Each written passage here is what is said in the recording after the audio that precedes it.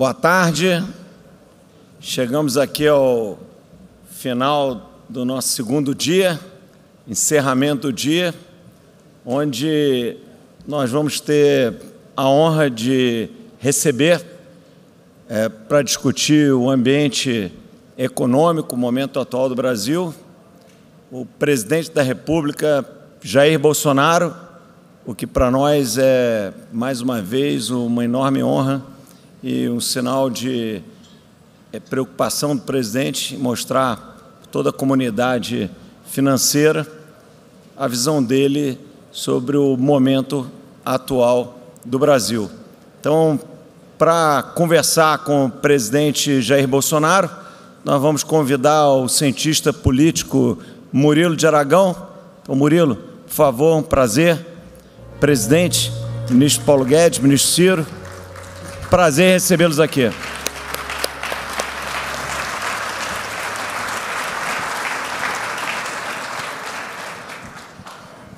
Boa tarde a todos, boa tarde, senhor presidente, boa tarde, senador Ciro Nogueira, boa tarde, ministro Paulo Guedes. É um prazer ter o privilégio de fazer essa entrevista, essa moderação com o senhor presidente. E eu gostaria de perguntar se o presidente gostaria de fazer alguma abertura ou se prefere que eu já enderece as perguntas que eu tenho aqui. Eu gostaria de fazer uma pequena introdução. Ok, presidente. Ok? Adiante. Olá. Nós temos um quadro atual de antecipação eleitoral, tá? Mas eu não tenho aceitado provocações para entrar nesse campo, porque nós temos um país para administrar. E quando se fala em economia, nós não podemos esquecer que ao longo desses últimos 3 anos, a qual nós assumimos, em janeiro de 2019, tivemos 2 de pandemia. Realmente algo que nunca aconteceu semelhante no Brasil. Então, sobrevivemos a tudo isso. E, na área econômica, o Brasil é um dos países que menos sofreu. Lamentamos, na parte sanitária, as mortes. Lamentamos praticamente a morte da autonomia médica. Perderam, né? Os médicos perderam essa autonomia durante a pandemia. Mas não é um caso para a gente debater muito aqui no momento. Eu queria falar alguma coisa para os senhores. Que o Brasil hoje está polarizado. Apesar de eu não estar em campanha, tem outro lado que está em campanha. Eu queria perguntar aos senhores, né? Os senhores deviam perguntar para mim, mas eu queria perguntar aos senhores. Como o Brasil estaria se essas medidas aqui, 16, fossem implementadas? Bem rapidamente. O que vocês acham, os senhores acham, né? De nós revogarmos a autonomia do Banco Central, de revogarmos a reforma trabalhista, a reforma da Previdência, retornar o imposto sindical, reestatizar as empresas que foram reestatizadas, que foram desestatizadas, acabar com o teto de gasto, o governo começar a interferir nos preços lá da Petrobras e da energia. Se nós viéssemos a fortalecer o MST, se nós fizéssemos uma campanha para recolher armas das mãos dos cidadãos de bem, se nós desmilitarizássemos as polícias militares, se nós extinguíssemos as escolas civil-militares e os colégios militares, se nós liberássemos as drogas no Brasil, se nós legalizássemos o aborto, se nós voltássemos a nos reaproximar de Cuba e outras ditaduras pelo mundo.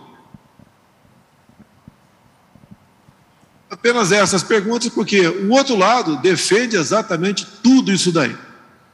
Então, cada item desse dá um debate, mas eu creio que isso tudo, já que está do outro lado, caso vier a ser implementado, e eu como parlamentar que fui, sei que o início de governo, da forma como sempre existiu no Brasil, um governo forte, um governo que bem se relacione com o legislativo no tocante a distribuição de ministérios, bancos oficiais, de estatais, entre outras promessas. Nós sabemos como o parlamento age. Se isso tudo fosse botado em prática, como é que estaria a economia no nosso Brasil? Há alguma diferença entre nós? Ou alguns dos senhores vão falar que está tudo resolvido, não tem problema, o que vier, a gente vai interagir e o Brasil vai para frente. Também perguntar aos senhores, né? Falar para os senhores, olhem o que acontece na nossa periferia. Aqui na América do Sul. Alguns países que enveredaram para esse outro lado. Disso que eu mostrei aqui. O que está acontecendo num país aqui que não faz divisa conosco, aqui na América do Sul, onde a economia ia muito bem. Alguns até falavam, não se preocupe, a economia indo bem, o resto não tem que se preocupar. E o que vocês acham também, se a nossa liberdade está ameaçada ou não, por parte de alguns atores aqui no Brasil. Deixo claro, como falei agora há pouco, geralmente quem busca tolher direitos individuais da população e partir para o regime mais fechado, geralmente é o chefe do executivo. E aqui acontece exatamente o contrário. Se não é o chefe do executivo resistir, já estaremos com toda certeza no outro regime atualmente. O que está em jogo no Brasil? É a nossa liberdade. O que está em jogo no Brasil? A nossa economia. Estão do meu lado aqui o ministro Ciro Nogueira e o ministro Paulo Guedes, que poderão me socorrer ou atender a pedido do senhor. Então, a breve introdução que eu faço é isso. É isso que nós queremos para o Brasil? Dá para deixar tudo rolar numa boa? Quem chegar, chegou, tudo bem, ninguém vai sofrer nada com isso, a economia vai continuar numa boa. Uma boa agora aqui. Depois da pandemia, né, resistiu. Durante a pandemia, nós tivemos aqui os anos de 2015 e 2016, onde perdemos 3 milhões de empregos. Por que causa? Durante a pandemia, 2020, o forte da pandemia, ficamos no 0 a 0. O ano seguinte, foram criados aproximadamente 3 milhões de empregos no Brasil, ainda com a pandemia. Como é que estaria se o outro lado estivesse sentado na minha cadeira? Como é que estariam os desvios pelo Brasil? Será que a roubalheira seria a tônica, como sempre aconteceu? Será que, de acordo com a pessoa que assumir a presidência no ano que vem, qual será o perfil dos dois indicados para o Supremo Tribunal Federal? As outras coisas que tratam de valores familiares, aborto, por exemplo, ideologia de gênero, respeito às religiões, como o Brasil se comportará no futuro? Olha que a Colômbia acabou de aprovar, né, via o seu Supremo Tribunal Federal de lá, no tocante ao aborto a partir dos 6 meses de gestação.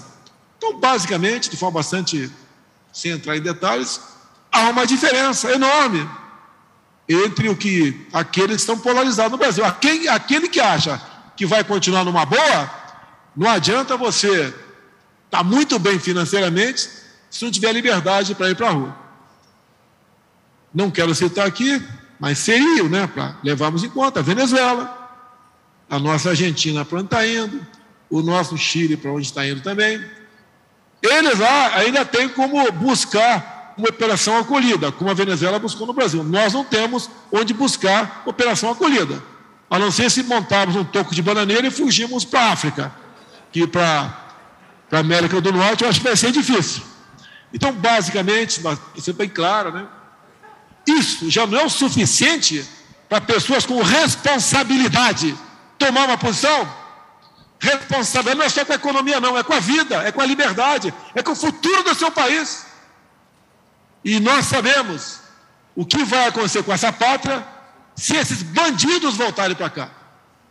Pegue os meus ministros, um a um, compare com os outros que nos antecederam, veja o perfil. Veja que agora nós conversamos, nós temos uma meta, temos as dificuldades, grande parte proporcionada pela pandemia, mas estamos dando esperança para o nosso povo, muita coisa de concreto também. Olha o preço do dólar no dia de hoje, Está subindo o Brent lá fora. Se não é cair o dólar aqui, olha as consequências dos aumentos dos combustíveis. Isso leva à inflação, leva ao descrédito do governo, nos leva a um local que nós não queremos ir. Todos nós temos defeitos, mas fazemos e damos o melhor de nós. Será que o que está faltando a muita gente nesse país, em especial a classe A, que somos todos nós, no tocante ao poder aquisitivo, no tocante também a formação? Dá para brincar com isso? Para onde estávamos indo nos últimos governos? Vamos flertar novamente, ficar ao lado do abismo? É uma ida sem retorno. Todos têm que ter responsabilidade. Não pense em ninguém que eu tenho apego àquela cadeira que está ali. Mas tem um compromisso. Entendo que foi Deus me colocou ali, só Deus me tira de lá. Mas temos que dar uma forcinha aqui também. Se tem alguém do perfil melhor, tudo bem. Agora, o outro lado que tem, nós já conhecemos. Não apenas ao longo de 8 anos, mas ao longo de 14 anos. Falei agora há pouco, estou repetindo para encerrar aqui com os senhores. Entre malfeitos, desvios, roubos, projetos mirabolantes, a Petrobras se endividou em 900 bilhões de reais. O BNDES, 500 bilhões. 1 trilhão e 400. Isso, senhores autoridades que estão nos ouvindo aqui, em especial vocês do Nordeste. 1 trilhão e 400 bilhões. Isso dá para fazer 100 transposições do Rio São Francisco. E tem gente que quer que essas porcarias que levaram estatais a essa situação volte para cá. Não vou falar em 45 bi da Caixa Econômica Federal e das demais estatais. Essa é a realidade. Essa pátria é nossa. Eu estou vendo aqui atrás de mim, aqui na minha imagem, está escrito ordem e progresso. Ordem e progresso. Mas precisamos de paz para ter a liberdade. E devemos lutar por isso. Não vai ser o chefe do executivo que vai jogar fora das 4 linhas. Mas, por favor, não vocês, 2 ou 3 no Brasil, não estique essa corda. Vocês vão ter que vir para dentro das 4 linhas. Afinal de contas, todos nós temos limites. O Ciro tem, o Paulo Guedes tem, eu tenho limites. Alguns poucos, 2 ou 3, acham que não tem limites. Podem ficar brincando o tempo todo de nos controlar, de desrespeitar a nossa Constituição, de ferir a nossa liberdade de expressão, de prender deputado, por mais errado que ele tenha sido, em suas palavras, e manter cidadão brasileiro que pode ter errado suas palavras com tornozeleira eletrônica, em desmonetizar a página da internet, em querer botar feio na nossa liberdade de discutir eleições pelas mídias sociais. Onde vamos chegar? De termos um sistema eleitoral que você pode não comprovar que não é fraudável, mas você não tem como comprovar também que não pode ser fraudável. A alma da democracia é o voto. Tanto é que para caçar parlamentar na Câmara, não sei se continua assim, apesar do meu tempo do voto eletrônico, se fazia no papel. O que nós queremos? Paz, tranquilidade. E outra, o futuro do Brasil depende das nossas escolhas. Se eu vier candidato escolher a mim, o perfil está aqui do meu lado. O outro lado vai trazer uma turma que já ficou por meses presa. Vai voltar ao governo para quê? Para se locupletar. E vão estar cada vez mais conscientes, né? Bem, já que eu estou aqui, porque gostaram do que eu fiz. Vamos continuar fazendo. O que está em jogo é a nossa liberdade, é o futuro do nosso Brasil. Fui à Rússia tratar de alguns assuntos, um dos mais importantes, fertilizantes. A nossa agricultura, que nos orgulha a todos, leva um golpe quase que mortal sem fertilizantes. Fui negociar com o presidente Putin a questão de fertilizantes, entre outros assuntos, como depois tratamos na Hungria também. Somos tratados muito bem fora. cada vez mais o mundo quer mais interagir conosco. Se eu tivesse errado, os 38 países da OCDE não teriam, de forma unânime, nos convidar para entrar nesse seleto grupo. A grande imprensa, parte da grande imprensa, o grande pai da grande imprensa, só tem notícia ruim. Os números estão aí, os senhores estão sentindo. Temos futuro. Se eu não me engano, Paulo Guedes, janeiro foi o mês que mais entrou dólar aqui no Brasil. Os números estão aí. O Tarcísio, tá? É um excelente ministro nosso, entre outros, tá? Fez ressurgir o modal ferroviário. Devemos ter brevemente mais 20 mil quilômetros de ferrovia no Brasil. Obras fantásticas que ele faz, que nos orgulha. Um jovem capitão do Exército, formado pela AMAN e pelo IME, que nos orgulha. Assim como tantos e tantos outros ministros, como o Marinho, que levou água para o Nordeste. No passado, fizeram transposição de dinheiro, nós de água. Esse é um pequeno retrato do Brasil, que parece que alguns ficam de brincadeira. Ah, mas não tem problema, não sei o que lá. Alguém quer que eu me aproxime com Cuba hoje? Que eu faça outro Porto Marial lá fora? Que pegue como garantia charuto? Ou empreste para a Venezuela para dar calote na gente? E continuam pagando com o dinheiro do FAT, entre tantos e tantos outros bilhões de dólares jogados o mundo afora? Daria uma palestra enorme, não remunerada, para eu falar sobre isso para vocês. O que falta para alguns é responsabilidade. Não sei de tudo que pode ser feito no Brasil. Se soubesse, dispensaria todos os meus ministros. Estaria sozinho aqui. E ninguém faz nada sozinho. Temos excelentes auxiliares do nosso lado.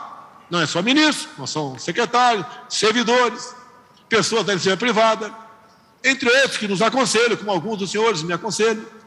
E nós temos essa responsabilidade. Nós queremos, não, nós exigimos e tudo faremos por um Brasil livre. Por um Brasil livre de corrupção. Dá para imaginar 3 anos sem corrupção? Não é por acaso. Se acontecer, a gente vai atrás. Nós estamos há 3 anos. Isso não representa nada para a classe pensante no Brasil? Ou acha que podemos flertar com o comunismo, com o socialismo? Uma rápida introdução, não sei se foi muito demorado, né? Mas desculpa o desabafo aqui, estou à disposição dos senhores. Bom, presidente, vamos às perguntas, depois dessa rápida introdução. Eu queria começar com um tema, e é bastante oportuna a presença dos 3 ministros, que é a questão do desemprego, que aflige muitos brasileiros. O senhor citou que foram criados 3 milhões de empregos no ano passado. Como o senhor vê a possibilidade esse ano do desemprego cair de forma relevante nos próximos meses? O Paulo fala, mas eu adianto, né? Em 2020, com a pandemia, nós conseguimos terminar 0 a 0, graças a 2 programas, o PRONAMP e o BEM, onde evitamos que 11 milhões de empregos fossem destruídos. Um desses programas teve a iniciativa do senador Jorginho Mello. Então, não é o governo que trabalha sozinho. Então, a gente trabalha também de forma preventiva para evitar o desemprego. PG, o que estão fazendo aí para criar emprego? Bom, presidente Murilo, tudo bem? O ritmo de criação de empregos no Brasil foi muito forte.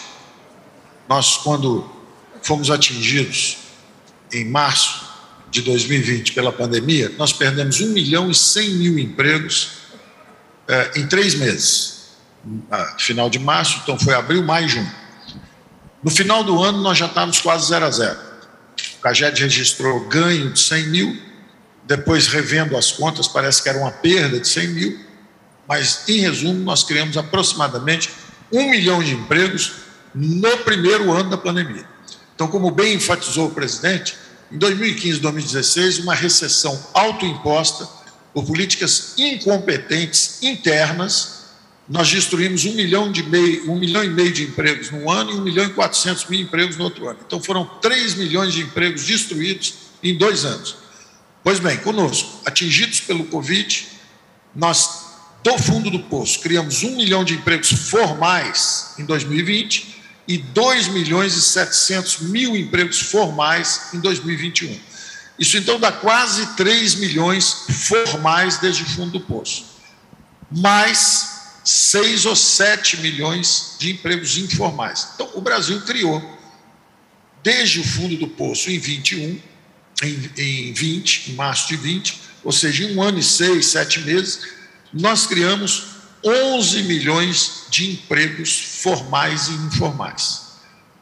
Daqui até o fim do ano, o que nós esperamos? Nós enviamos, aprovado na Câmara de Deputados, um programa que criaria 2 milhões de novos empregos. É o que nós chamamos de BIC e BIP, o bônus de inclusão produtiva e o bônus de qualificação profissional.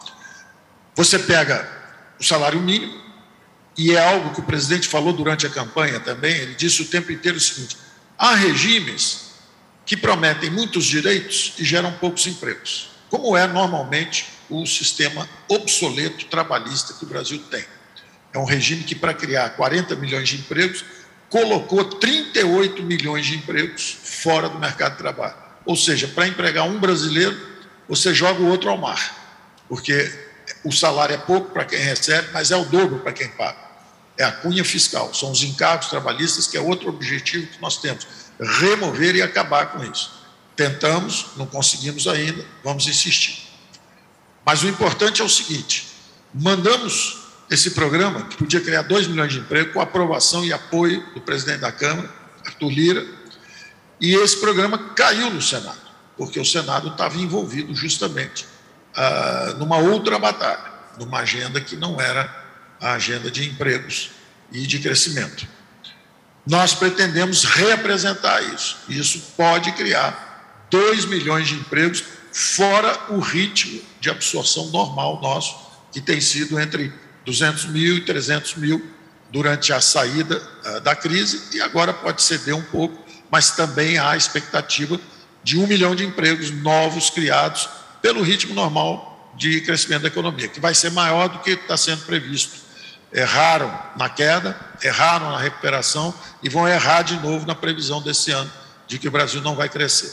Então, finalizando, o desemprego era 12% quando a pandemia chegou, era 11,7%, 11,8% quando a pandemia chegou, foi a 14,5% e já está em 11,6%. Quer dizer, nós estamos de volta onde estávamos, como se não houvesse o impacto da pandemia. Presidente, outro tema ainda econômico que preocupa é o comportamento da inflação. A inflação é um fenômeno mundial, não é típico apenas do Brasil. Como o seu governo e o senhor vai tratar da questão ao longo do ano? Porque, obviamente, em sendo um ano eleitoral, o tema tem repercussões políticas e eleitorais. Então, qual é a sua visão de como combater o tema? Questão da inflação. O mais importante, eu entendo. Eu lembro de uma delação do Palocci, onde ele falou que tudo foi aparelhado para se roubar o governo, exceto o Banco Central. O que nós fizemos? Demos independência ao Banco Central. Eu abri mão de poder. Então, o Banco Central, no meu entender, é o agente mais adequado para se combater a inflação. Quando se fala, por exemplo, da inflação de alimentos, que teve no mundo todo, no Brasil não foi diferente. Nós estimulamos, via Banco do Brasil e Caixa Econômica, mais recursos para financiar a agricultura familiar. Se bem que a agricultura como um todo bateu recorde em recursos para o seu financiamento. Então, a inflação, no meu entender, parte por aí. É nós criarmos empregos, se combate a inflação, e criar também mecanismos de produção no Brasil, no caso, o alimento, o mais importante. No tocante ao preço do combustível, que faz parte de uma correia transmissora da inflação, o dólar, ao bater R$5, compensa aumento do Brent lá fora. Então, estamos chegando a 50 dias sem reajuste do combustível. Eu não tenho como interferir, não vou interferir, mas eu acho que vai continuar esse preço, apesar de um pouco alto, apesar de termos que discutir a composição do preço do combustível, porque o ICMS incide em cima do preço final da bomba. Inclusive, o álcool é detributado. O álcool caiu na ordem de 1,30 nos últimos meses e na bomba não baixou um centavo. A mesma coisa a gasolina, também não baixou, por causa dessa política aí errada do ICMS. Mas tudo bem. A previsão de inflação no corrente ano está na casa dos 5%. TG, quer complementar aí?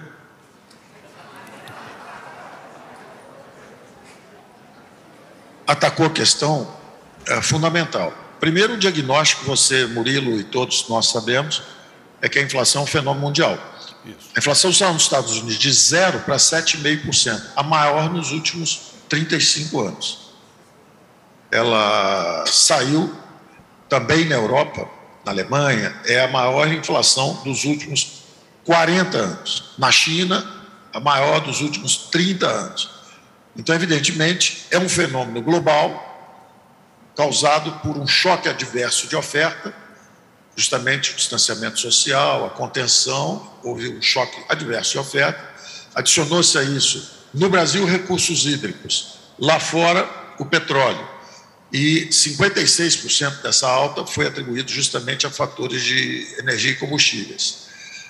Apesar disso, o primeiro passo que o presidente tomou, e eu tenho muito orgulho disso, porque isso foi uma conversa que nós tivemos antes da eleição do presidente. E o presidente se comprometeu e cumpriu com a independência do Banco Central. Há 40 anos existe esse objetivo. Os senhores sabem que na reeleição de Fernando Henrique Cardoso, o governo queimou 60 bilhões de dólares em 3 meses e depois mudou o regime cambial. Quer dizer, claramente trocou o presidente do Banco Central e trocou o regime cambial numa admissão clara de que manipulou o câmbio para ser reeleito.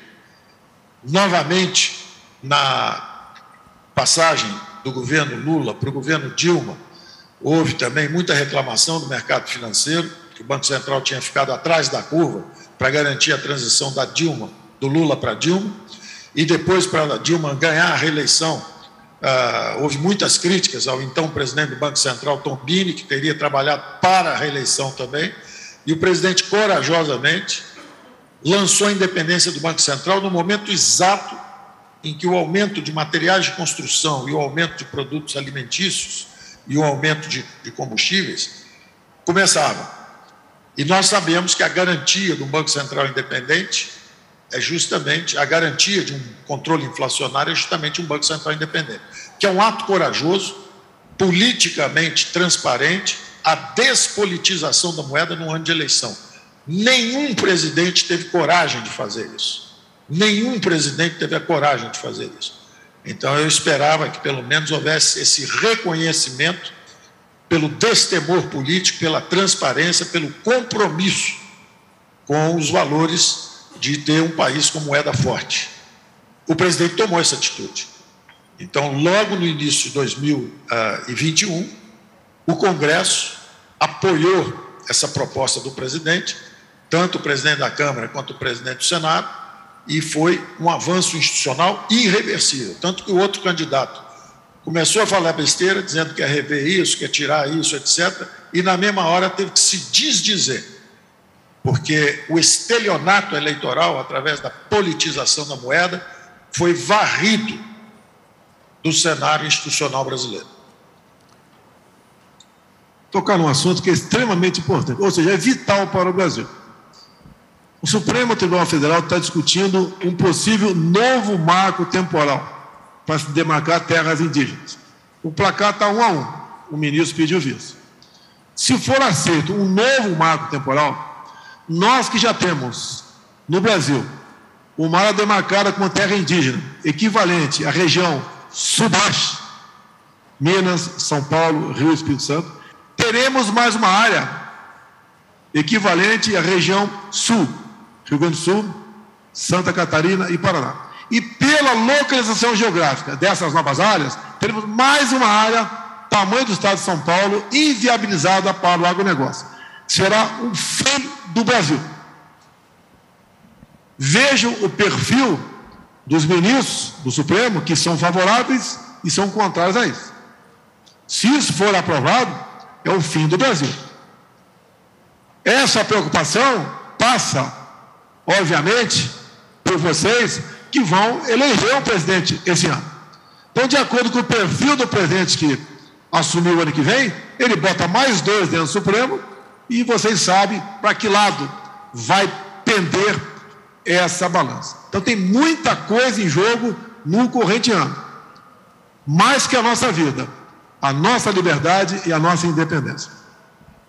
Presidente, o convite para a adesão à OCDE, obviamente, é um trunfo para o Brasil. Agora, implica no aprofundamento do ciclo de reformas que se iniciou no governo Temer, prosseguiu no seu governo. Como o senhor vê o andamento dessas reformas, inclusive a reforma administrativa, a reforma trabalhista e algumas outras reformas infraconstitucionais ainda no seu governo e no futuro? Está à minha direita aqui um senador da República, foi deputado federal comigo do meu partido lá atrás. Nós sabemos que em anos eleitorais, algumas propostas têm dificuldade de ir para frente.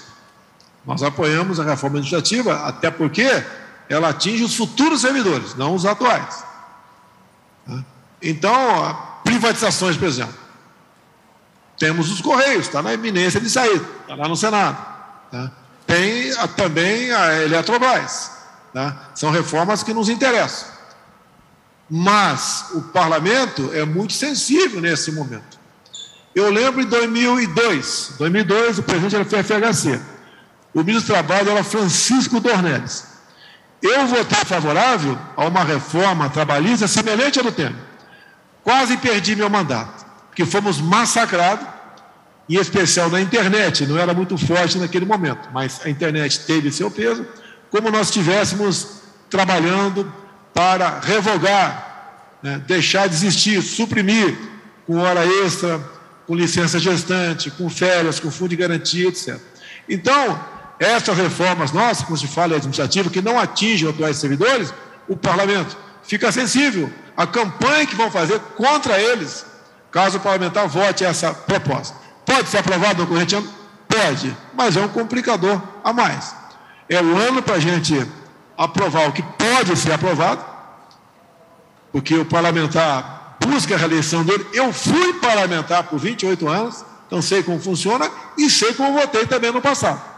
Então, dá para prosseguirmos muita coisa, dá.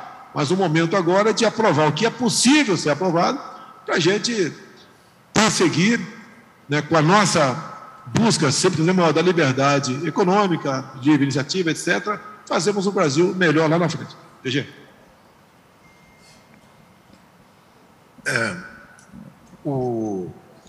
As reformas, Murilo, eu quero só complementar, o presidente acabou de citar, nessa reta final, o que está no mapa. Primeiro, Eletrobras, já aprovado, passou pelo TCU, já foi aprovado por 6-1 no fórum interno do TCU. Então, a Eletrobras segue, e eu acho extraordinário a quebra de um paradigma. É a quebra de um paradigma. Num ano de eleições, você tem 2 grandes privatizações, como Eletrobras e Correios, na esteira. Correios está no Senado. Nós esperamos que avance também. Além disso, dessas 2 que o presidente citou, o ministro Tarcísio nos diz o seguinte: Porto de Santos, Porto de Vitória, Santos Dumont, Galeão e Congonhas. E, além disso, o programa PPI segue o ritmo normal, com as concessões, privatizações, autorizações, e a nossa estimativa é que, esse ano, 300 bilhões sejam adicionados ao pipeline do PPI, que já tem 829 bilhões de contratos de investimento formados. Então, veja, não é nada... eu diria assim, sem nenhuma dúvida, que o Brasil tem hoje a maior fronteira de investimentos que jamais apresentou. São 829 bilhões de reais de contratos assinados de investimento nos próximos 10 anos. E nesse último ano, o que também não é uma quebra de paradigma, 300 bilhões de reais de novos contratos que serão assinados. essa é a previsão nossa, é o ritmo de trabalho normal nosso, estamos seguindo normalmente. Ou seja, é uma quebra de paradigma. E exatamente nessa pergunta sua sobre avanços institucionais, que é esse capítulo que você está abordando com o nosso presidente, a despolitização da moeda no ano eleitoral, de sucessão, é uma quebra de paradigma. Revela o destemor, o patriotismo e o compromisso do presidente com o Brasil. E, de novo, num ano que é considerado difícil, politicamente, como o próprio presidente disse, nós temos aí grandes privatizações seguindo, como Eletrobras e Correios, e 300 bilhões de plataformas de investimento novas sendo adicionadas. Então, eu acho que é uma demonstração inequívoca de quebra de paradigma num ano eleitoral. Perfeito, presidente. Queria saudar a todos, Murilo, André. Eu acho que esse caminho é um caminho irreversível. Nós nunca tivemos na nossa história, eu já tenho 26 anos de parlamento, um Congresso tão reformista como o que foi eleito com o presidente Bolsonaro. Eu acho que nós temos agora que avançar, o país não vai retroceder. Essas reformas são exigência não desse governo, mas são exigência da sociedade. Da população que quer reforma, quer melhor serviço, quer um Estado mais enxuto, que possa ter o cidadão como prioridade, né? A população não quer mais as estatais sendo loteadas entre os políticos, como acontecia no passado, os ministérios com porteira fechada, como forma de barganhar aprovações no Congresso. Eu acho que isso foi um avanço que nós não temos mais como retroceder. Eu não tenho dúvida que com a reeleição do presidente Bolsonaro, nós iremos implementar todas as reformas, não por exigência desse governo, mas por exigência da sociedade, que irá eleger um Congresso Nacional ainda mais reformista, porque sempre as eleições parlamentares, presidente, são um reflexo muito das eleições municipais. E nós tivemos, na eleição municipal, praticamente a esquerda varrida do nosso país. Nós tivemos uma vitória muito grande do centro e da direita no nosso país, e eu não tenho a dúvida que isso vai se refletir nas eleições desse ano. Presidente, tem dois temas muito importantes, sensivelmente, politicamente sensíveis, que é a questão fundiária e a questão ambiental. A questão ambiental, o senhor vê o Brasil sendo injustiçado no tratamento que recebe? Eu complemento, porque o Brasil tem uma das legislações ambientais mais rigorosas do mundo. Há, sem dúvida, um problema de implementação, até porque é compartilhada a implementação da legislação com municípios, estados e a federação. Mas como o senhor vê a questão ambiental, após todo o debate sobre o tema no seu governo e agora no final do seu governo? Estive na Hungria e falei com o presidente da Hungria no primeiro momento, depois foi o primeiro-ministro. E o presidente, realmente, eu deixei ele falar, mas ele foi, de certa forma, um pouco agressivo na questão ambiental do Brasil. Daí eu te retruca, né? Retruco.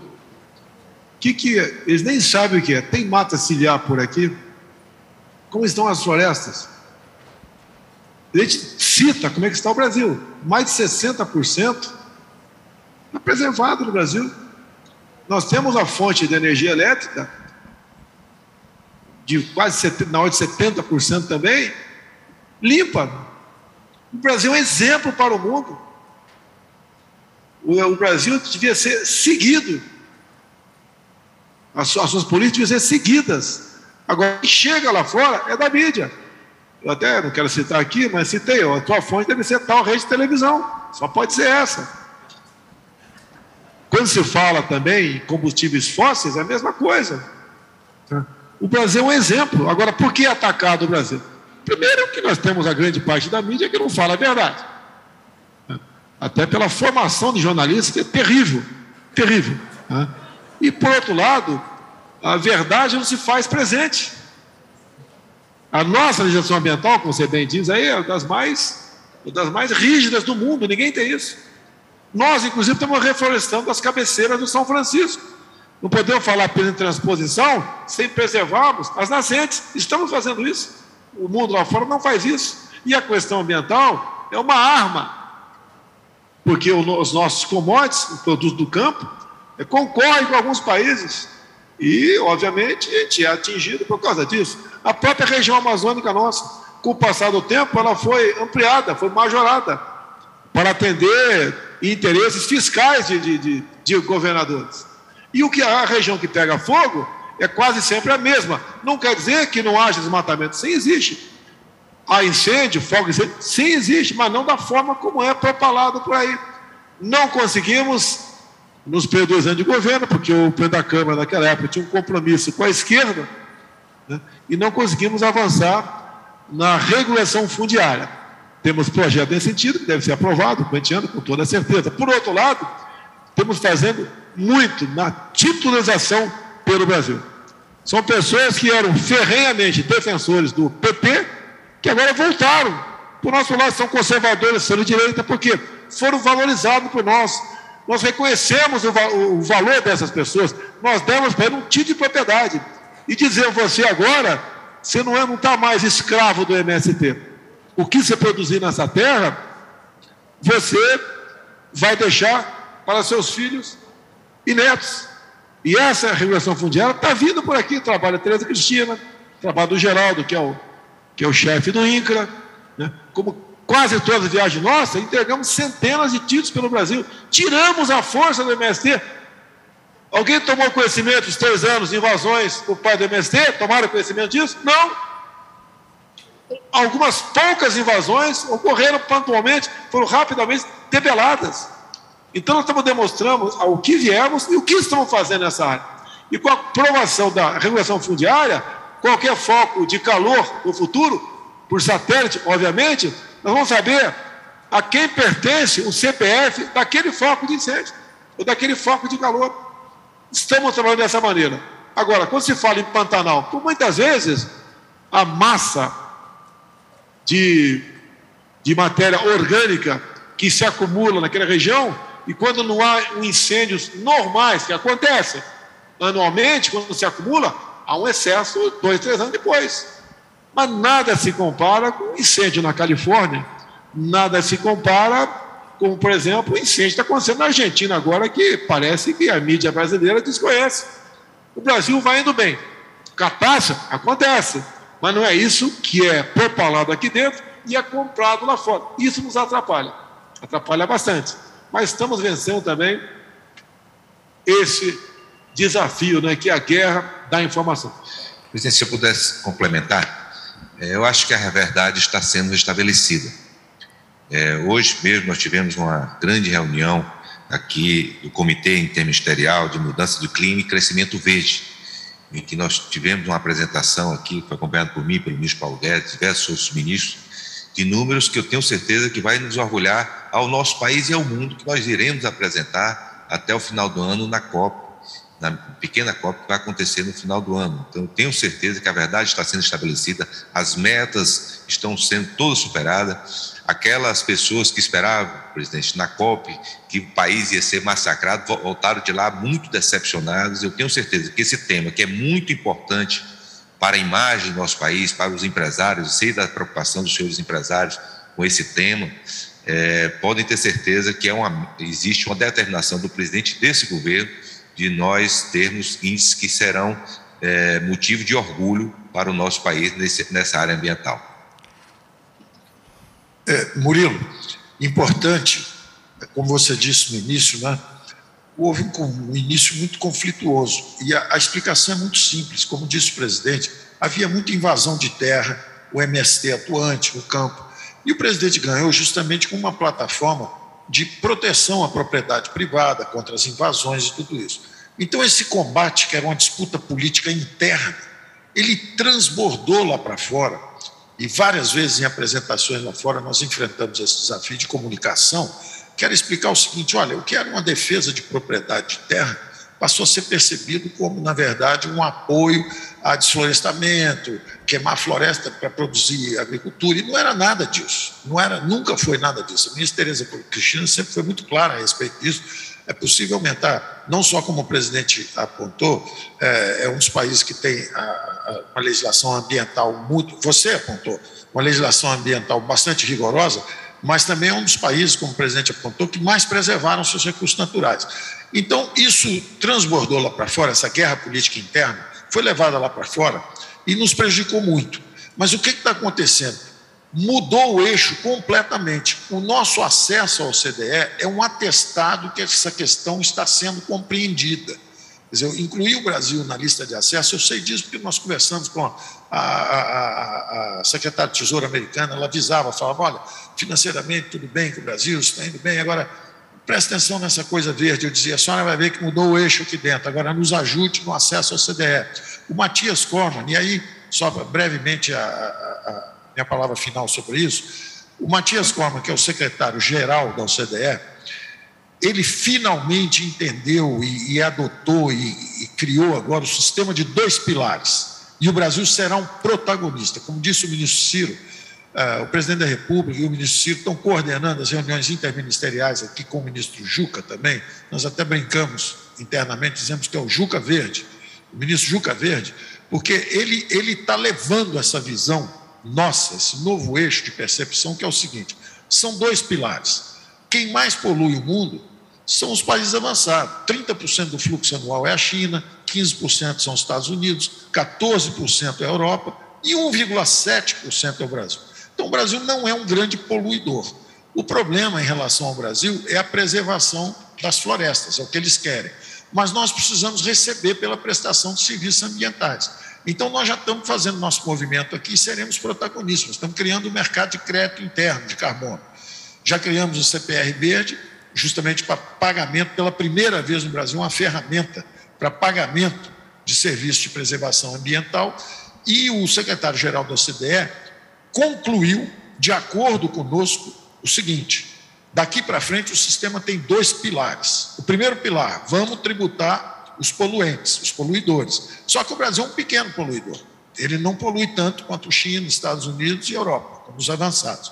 Agora, por outro lado, vamos também pagar os serviços ambientais de quem preserva.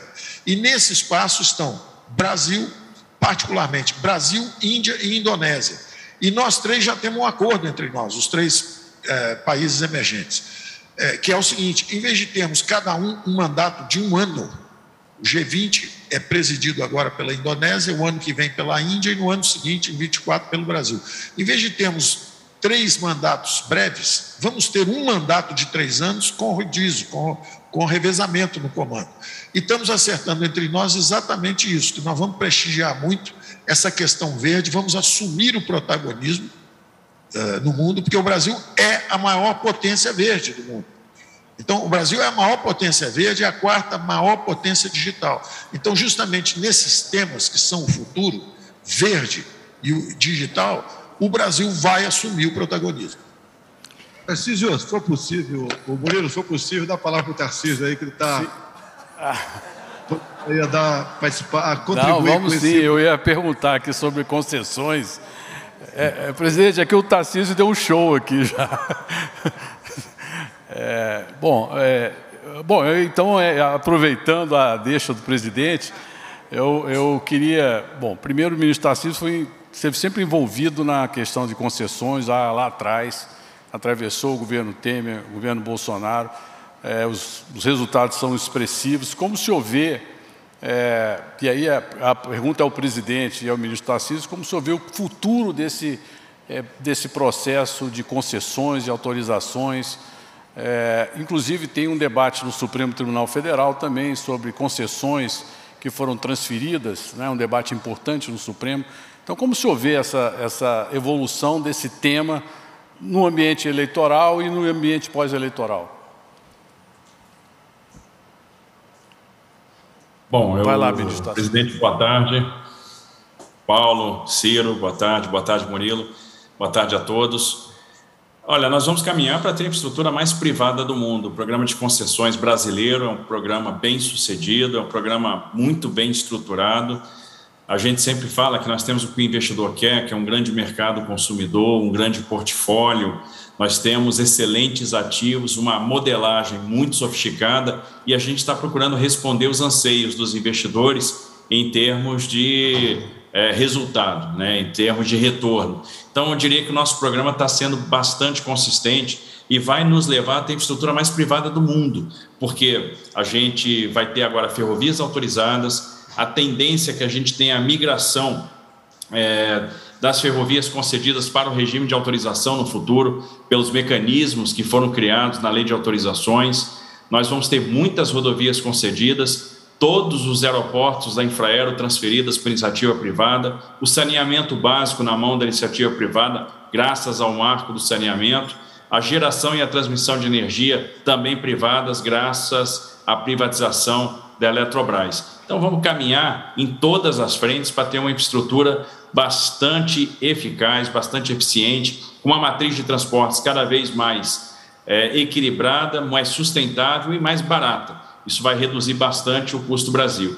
E a grande vantagem é blindar os investidores dos soluços fiscais. Nós vamos realmente ter uma fonte segura de financiamento. Então, o mecanismo de poupança vai deixar de ser um problema.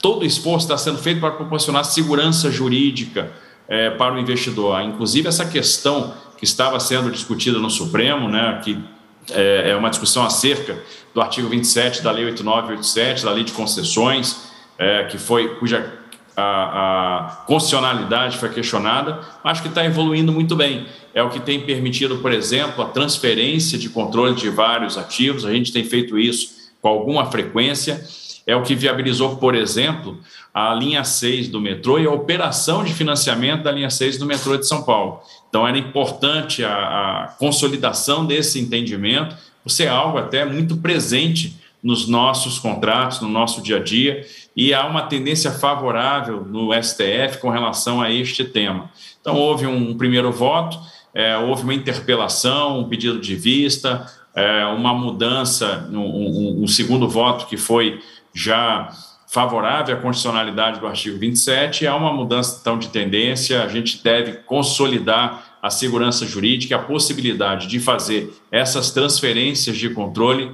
nos contratos de concessão. A perspectiva é muito boa, como falou o ministro Paulo, já são 829 bilhões de reais em contratos, nós vamos terminar esse ano superando R$1 trilhão, e dos 17 trilhões de dólares lá que tem de excesso de liquidez lá fora, R$1 trilhão a gente está cravando aqui em pouco mais de 3 anos. Então, isso é muito interessante, vai fazer com que o Brasil, nos próximos anos, seja de fato um grande canteiro de obras, e a infraestrutura vai ser uma alavanca para a geração de emprego e uma alavanca para o desenvolvimento, para o crescimento do Brasil.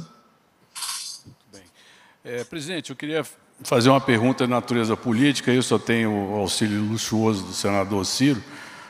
O senhor, com 28 anos de experiência no parlamento, como o senhor vê a composição do futuro parlamento?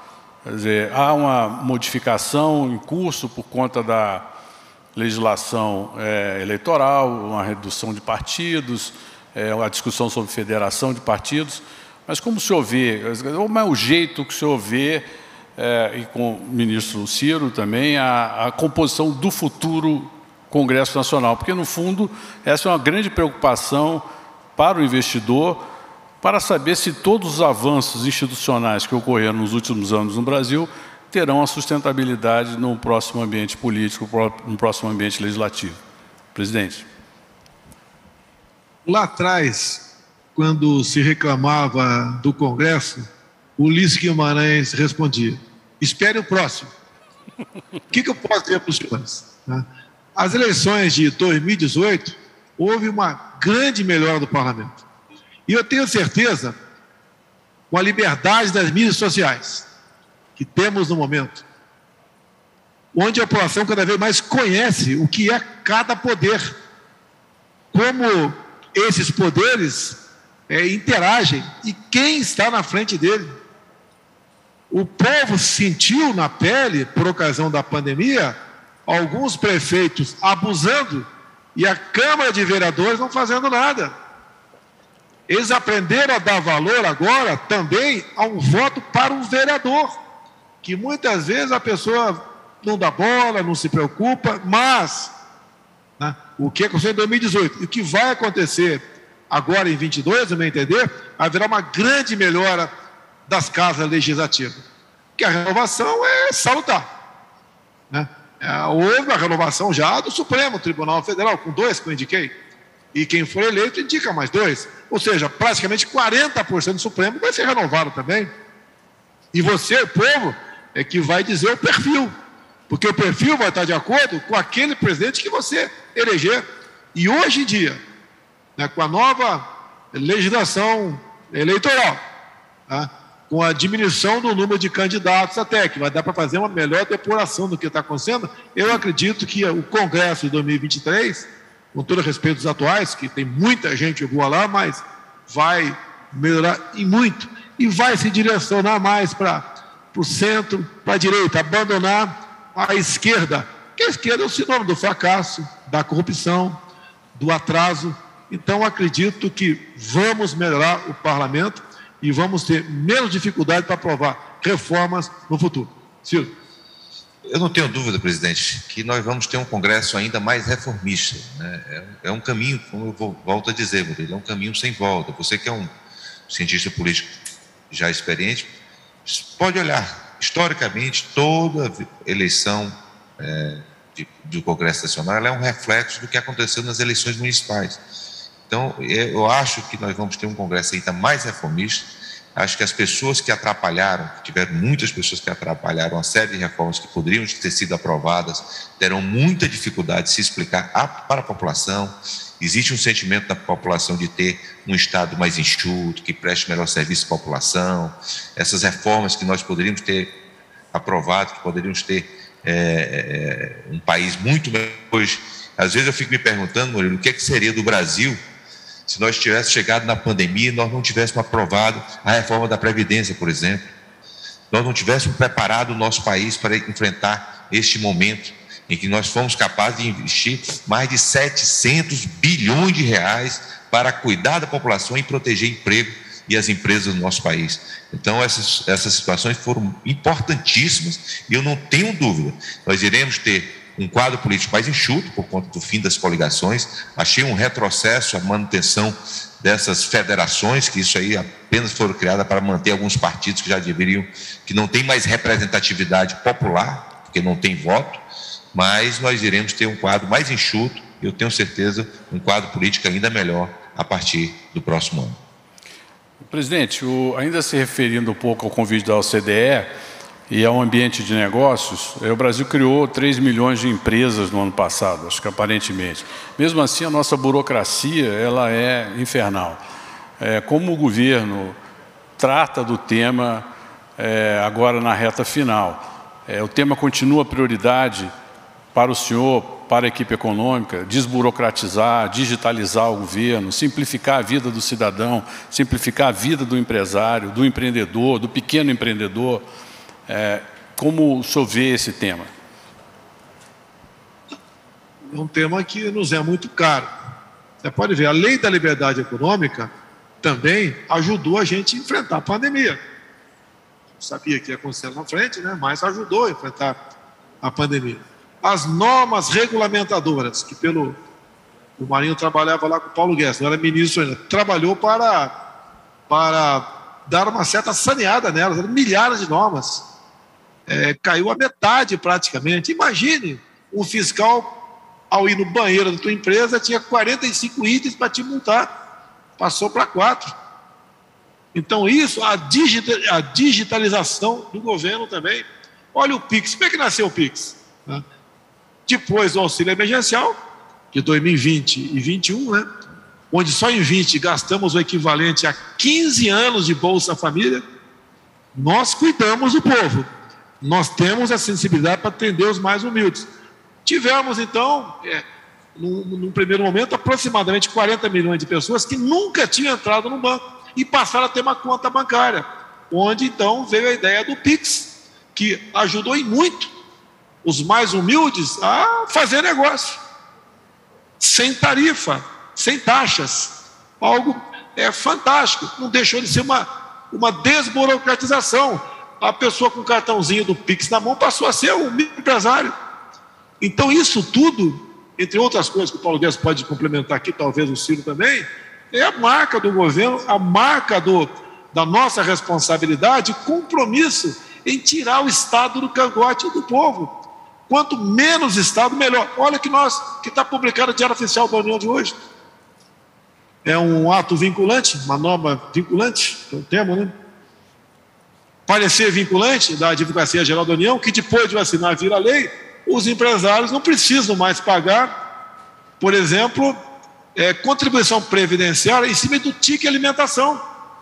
Parece que é pouca coisa, não, é mais uma medida para desburocratizar e ajudar, né, na diminuição de impostos no Brasil.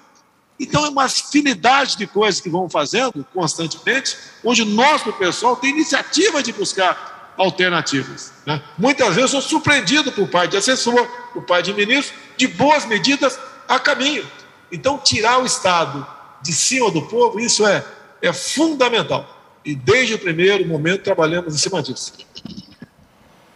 Interessante, Murilo, que você perguntou isso. Nós estávamos com o presidente lá embaixo, numa solenidade, exatamente sobre o gov.br.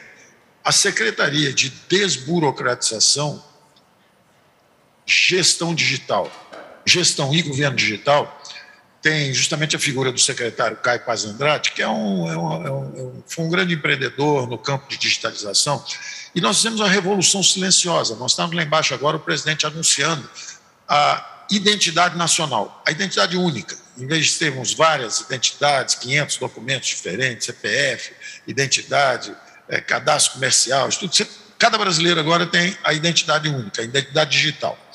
E isso é parte de uma configuração bem maior. Por exemplo, aconteceu uma revolução silenciosa na administração pública brasileira.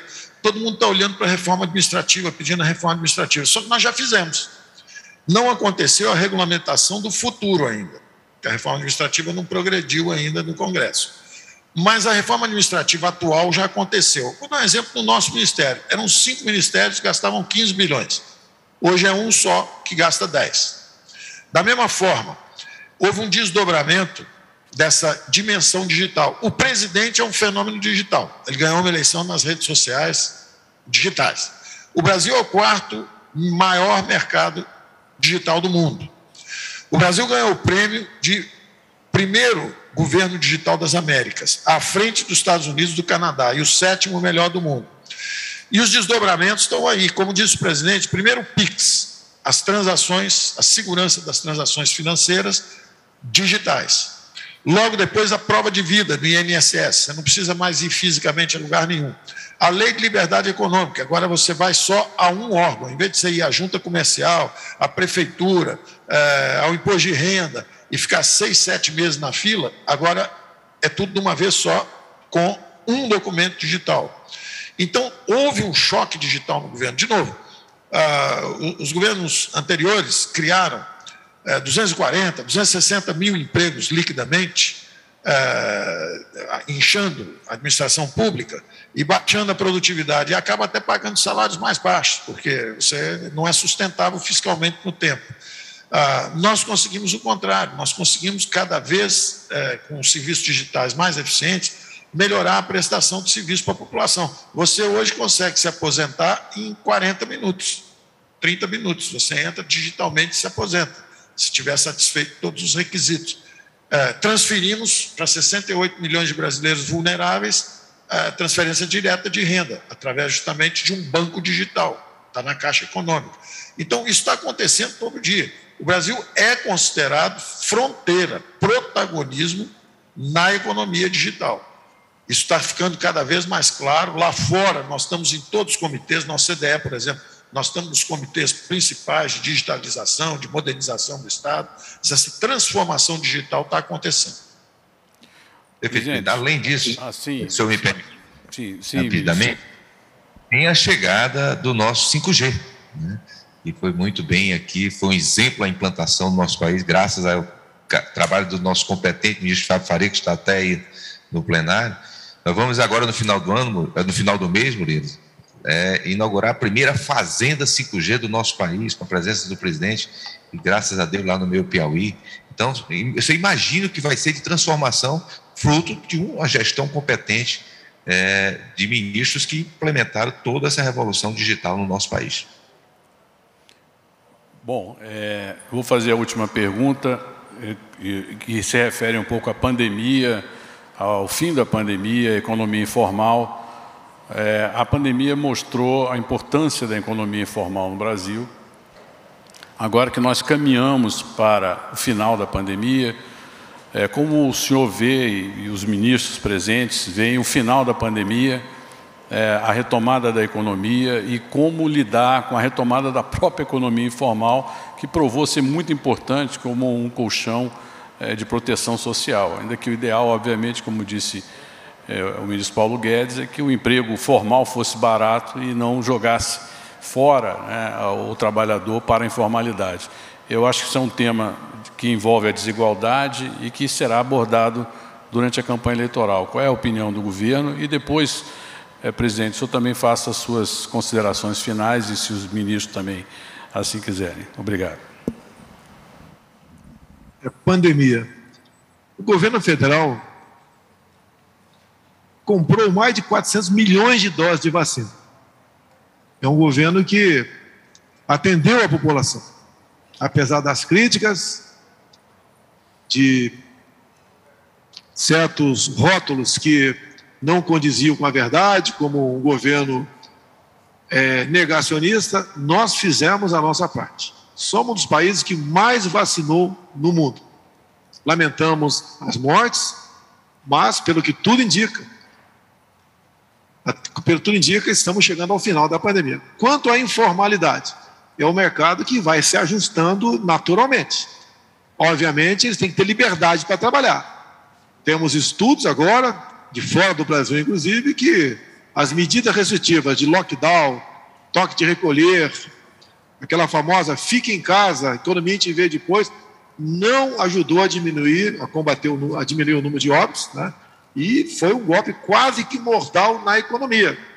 Se não é o auxílio emergencial lá atrás, entre outras medidas, como o BEM, o PRONAMP, e nós aqui trabalhamos duro para manter empregos no Brasil, nós não queremos imaginar o que poderia ter acontecido com a nossa pátria. Vencemos isso aí. A informalidade, em grande parte, já está voltando naturalmente. Repito, o que eles precisam é liberdade. Que os governadores, né, ajam com prudência a partir de agora. Pelo que tudo indica, não devemos ter medidas mais restritivas no Brasil. Eu lamento a imposição do passaporte vacinal por parte de algumas autoridades executivas pelo Brasil. Alguns governadores, alguns prefeitos, que desprezam a liberdade. E nós sabemos que o vírus está aí, sabemos que tem potencial para tirar vidas, mas é uma realidade que estamos vencendo e sabemos perfeitamente, acho, né, o que fazer a partir de agora. O que faltou durante a pandemia, no meu entender, é a legitimidade para alguém atuar na sua vanguarda, coisa que foi retirada de mim. Quanto a uma mensagem final ao povo brasileiro, tenho certeza, ninguém tem uma pátria como nós temos. Cada vez mais estamos assistindo aí a volta das cores verde e amarela por todo o Brasil. Cada vez mais estamos confiando no futuro da nossa pátria. E quem vai fazer esse futuro é cada um de nós com o seu trabalho. Não tem nada fácil. Temos, como disse, né, coisa que ninguém tem no mundo todo. Apesar da Rússia ter o dobro do nosso espaço territorial, nós temos mais terras agricultáveis. Nós temos aqui belezas naturais, temos biodiversidade, temos tudo que se possa imaginar como riquezas minerais. Só depende de nós. O Brasil está rumando para o progresso. O Brasil está rumando para a prosperidade. Acreditem na sua pátria. Acreditem, como eu acredito, né, em muita coisa nesse país. E por parte do governo federal, o respeito à família, o respeito às religiões, o respeito à liberdade de opinião e o trabalho de cada um é que nos colocará, sim, numa situação de vanguarda perante os demais países do mundo. Muito obrigado, senhor presidente.